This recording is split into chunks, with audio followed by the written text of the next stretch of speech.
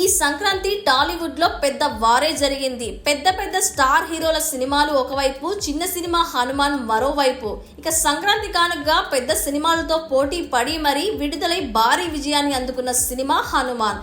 Director Prashanth Varma దర్శకత్వంలో young hero Teja సజ్జా నటించిన ఈ సినిమా ప్రపంచవ్యాప్తంగా 350 కోట్లకి పైగా వసూళ్లను రాబట్టింది. భారతీయ ఇతిహాసాల్లోని సూపర్ హీరో ఆంజనేయుడు పాత్రను ఆధారంగా చేసుకొని డైరెక్టర్ ప్రశాంత్ వర్మ ఈ చిత్రాన్ని రూపొందించారు.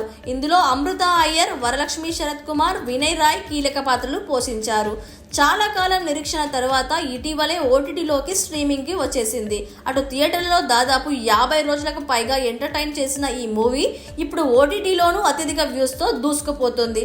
ఇప్పుడు డిజిటల్ ప్లాట్ఫామ్ పై రికార్డ్ క్రియేట్ చేసింది. దీంతో హనుమాన్ సెకండ్ పార్ట్ పై మరింత హైప్ పెరిగింది. ఇక హనుమాన్ సెకండ్ పార్ట్ మరికొన్ని రోజుల్లో స్టార్ట్ కానుంది. అయితే ఇందులో మరో స్టార్ హీరో కూడా కనిపించనున్నారని టాక్ అయితే నడుస్తోంది. ఆ హీరో ఎవరనే విషయంపై మాత్రం క్లారిటీ రాలేదు. అలాగే హనుమాన్ పాత్రను కూడా సెకండ్ పార్ట్లో రివీల్ చేయనున్నారని తెలుస్తోంది. ఈ మూవీలో మరికొంతమంది స్టార్ నటీనటులు జాయిన్ కానున్నట్లు సమాచారం.